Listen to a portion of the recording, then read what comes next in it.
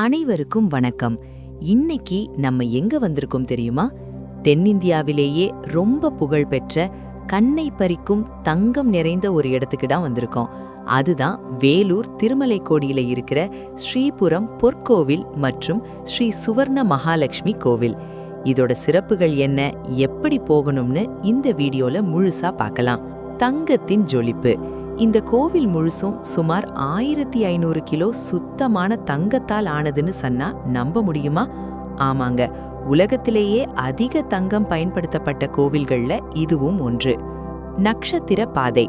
இங்க இருக்கிற ஒரு பெரிய விசேஷம் என்னன்னா, மூலவர தரிசனம் செய்ய நாம ஒரு நட்சத்திர வடிவ பாதையில நடந்து போகணும்.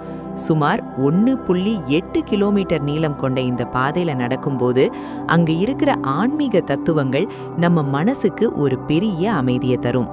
சுவர்ண மகாலட்சுமி. கருவறையில வீற்றிருக்கிற ஸ்ரீ லக்ஷ்மி நாராயணி அம்மனை பார்க்கும்போது ஒரு தெய்வீக உணர்வு கிடைக்கும். சுவர்ண மகாலட்சுமி அப்படின்னு அழைக்கப்படுற இந்த தாயாரை தரிசனம் பண்றது ரொம்ப விசேஷம். அமைவிடம்.